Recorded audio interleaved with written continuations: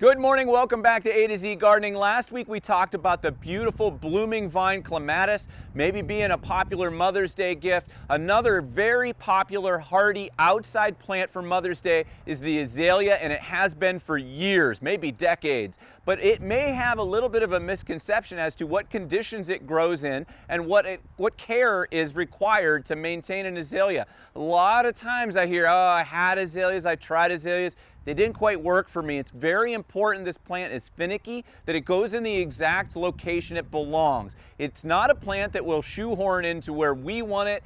It has to be where it thrives, and that is an understory, under the forest floor, if you will. Nice, humusy, rich, evenly moist, shady conditions. That's what the azalea does best at. And then after it's established itself real well, it can take a little bit of pruning, but it's not a plant like the forsythia that we have here that will take a renovation pruning or an aggressive hedging back. It's something that needs kind of tweaked and tuned a little bit every year. So if you like the habit of this nice carpet look in your azalea, after it's done blooming, again, only after it's done blooming is the only time of year that you can tidy up anything in the rhododendron family, which the azalea is, believe it or not. And then you have the large leaf rhododendrons. They also can only be pruned lightly immediately following their bloom. So after those flowers start to look a little bit weathered, you can go ahead and take these longer stems off,